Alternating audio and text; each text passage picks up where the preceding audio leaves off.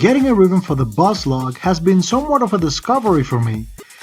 This weapon is pretty good, with or without one, but as is tradition with this series, I'm going to go over why I consider it to be a Riven monster. And yes, I know MC Gamer made a video about a month ago highlighting this very weapon with a Riven pretty much like the one I'm about to show you, but I couldn't pass on this opportunity, so let's get on with it. I'm Deuce, and thanks in advance for watching. The Buzlok is one of the most underrated weapons in the game, has the third highest base damage for any automatic weapon, falling behind the Attica, the Zooge and the Panthera, has a pretty decent critical chance, and it also boasts one of the highest critical multipliers for the automatic subclass. On top of it all, it packs a very decent status chance, turning it into a hybrid that can pretty much destroy anything when modded with hunter munitions. Now, the standout feature of this weapon is its tracking beacon. Using the alt fire will shoot a tracker that makes the primary fire to home in on the marked enemy, allowing you to pretty much shoot from anywhere and still be able to land shots precisely where the tracker is. This effect lasts for 20 seconds or until the tag enemy dies. While the tracking is in effect, the homing bullets have a plus 50% additive bonus to their critical chance that stacks on top of the modded crit chance the weapon already has. But this is a flat increase, meaning that it's unaffected by mods, but if it were, it would be something even more ridiculous. According to the wiki, even if the tracked enemy dies, the critical buff will remain in full effect until the 20-second mark.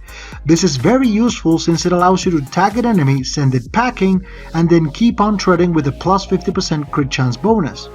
Also, there is a small delay between firing the tracker and being able to use your primary fire again. It is not much, but it's noticeable enough to be annoying at times. The tracking mechanic may be seen as a gimmick, but it comes in handy when fighting bosses and tough enemies like Bursas or Noxus. This is also true for Eidolons, since you can fire the tracker at a weak spot and then run around for 20 seconds trusting that pretty much all of your shots will land on the spot. But I would not recommend this weapon for hunting, since you will probably run out of ammo right when you need to fight Gary and Harry. This is nothing a good old ammunition pizza won't solve, but if you're not running with these, then you're pretty much screwed. The main problem of the Buzlok is its inaccuracy, but it's not that the weapon is hard to control when firing like the Rakata or something of the sort, no.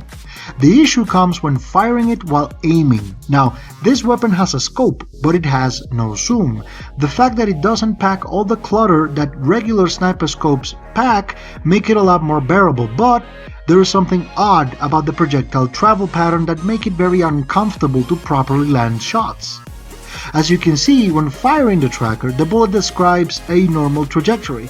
The middle of the sight is both point of origin and destination.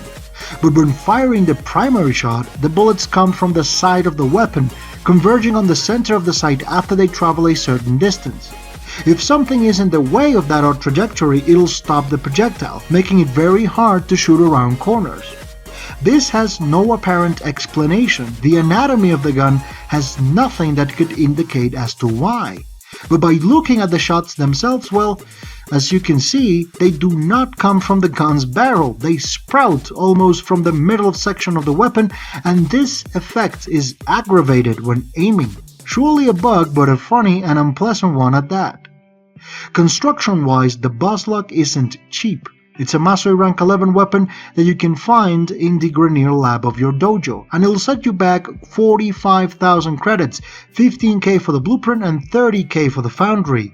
It also needs 2 detonite injectors, 600 circuits, 5,000 salvage, 1 forma, and a 24-hour waiting period once you start making it.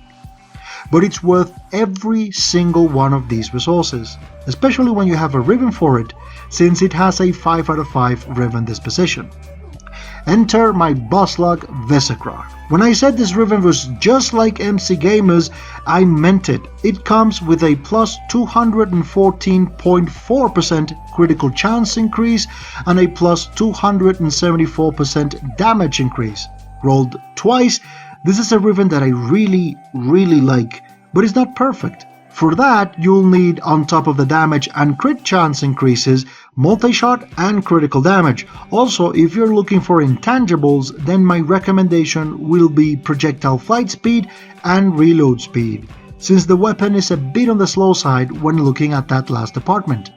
Still, my Riven is just what I need for running hunter munitions, effectively turning the weapon into an orange crit machine while also increasing base damage. Both are ideal stats to boost those slash procs. My Buzlok turns any enemy into a non-factor. I love running it with Mirage and Hollow Mirrors because its inaccuracy becomes a feature instead of a downside. Just aim in the general direction of a group of enemies and click. Result? Everything ceases to exist. And yes, there are many problems with the Mirage Buzlok combo. At times, the tracking doesn't work with the illusions, and they have a tendency to fire in any direction but the one you're aiming at. This is something very prevalent on the Sanctuary Onslaught mode, but it doesn't make me shy away from using these two together. It's fun and effective on equal measure. Modding wise, this is nothing extraordinary. Your typical Hunter Munitions viral critical build, ideal for just about any type of content, including the Sanctuary. Mopping hordes with this thing is as easy as 1, 2, 3.